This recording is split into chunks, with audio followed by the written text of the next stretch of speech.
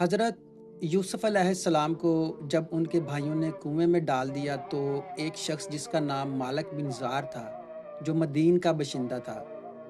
ایک قافلہ کے ہمراہ اس کنویں کے پاس پہنچا اور اپنا ڈول کنویں میں ڈالا تو حضرت یوسف علیہ السلام نے اس ڈول کو پکڑ لیا اور مالک بن زار نے آپ کو کنویں میں سے نکال لیا تو آپ کے بھائیوں نے کہا کہ یہ ہمارا بھاگا ہوا غلام ہے، اگر تم اس کو خرید لو تو ہم بہت ہی سستا تمہارے ہاتھ بیچ دیں گے۔ چنانچہ ان کے بھائیوں نے صرف 20 درہم میں حضرت یوسف علیہ السلام کو بیچ ڈالا، مگر شرط یہ لگا دی کہ تم اس کو یہاں سے اتنی دور لے جاؤ گے کہ اس کی خبر بھی ہمارے سننے میں نہ آئے۔ مالک بن زار نے ان کو خرید کر مصر کے بازار کا رخ کیا اور بازار میں ان کو فروخت کرنے کا اعلان کیا۔ ان دنوں مصر کا بادشاہ ریان بن ولید املیکی تھا اور اس نے اپنے وزیر اعظم کتفیر مصری کو مصر کی حکومت اور خزانے سونپ دیے تھے، اور مصر میں لوگ اس کو عزیز مصر کے خطاب سے پکارتے تھے۔ جب عزیز مصر کو معلوم ہوا کہ بازار مصر میں ایک بہت ہی خوبصورت غلام فروخت کے لیے لایا گیا ہے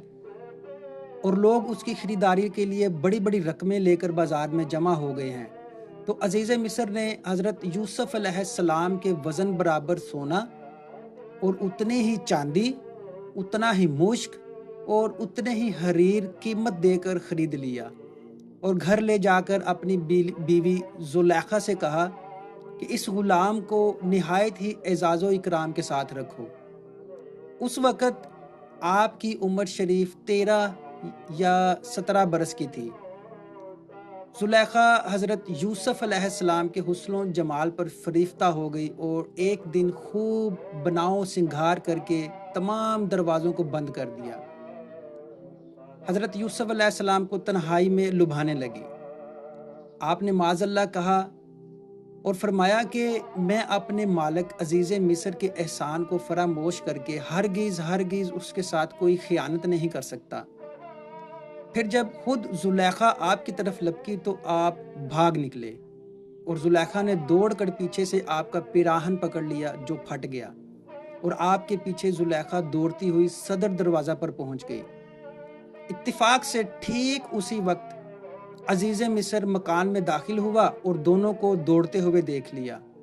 تو زلیخا نے عزیز مصر سے کہا کہ اس غلام کی سزا یہ ہے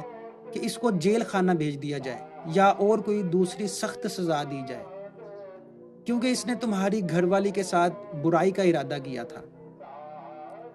حضرت یوسف علیہ السلام نے فرمایا کہ اے عزیز مصر،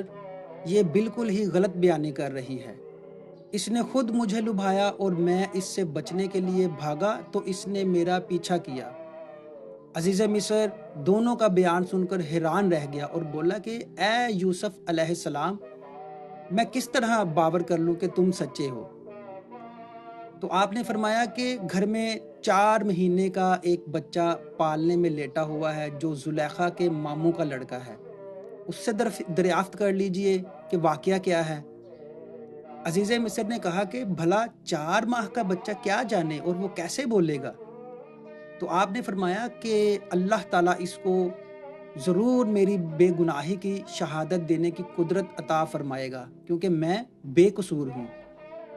چنانچہ عزیز مصر نے جب اس بچے سے پوچھا تو اس بچے نے با آواز بلند فصیح زبان میں یہ کہا کہ ترجمہ کنز ایمان ہے، گواہی دی اگر ان کا کرتا آگے سے چرا ہے تو عورت سچی ہے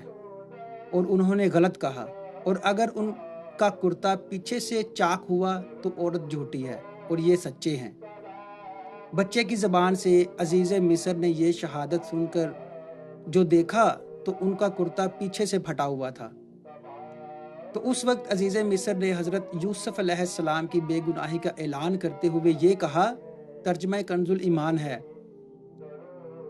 بے شک یہ تم عورتوں کا چریتر فریب ہے، بے شک تمہارا چریتر فریب برا ہے۔ اے یوسف، تم اس کا خیال نہ کرو، اور اے عورت تم اپنے گناہ کی معافی مانگ، بے شک تو خطاواروں میں ہے۔ واللہ تعالی عالم ورسولہ عالم۔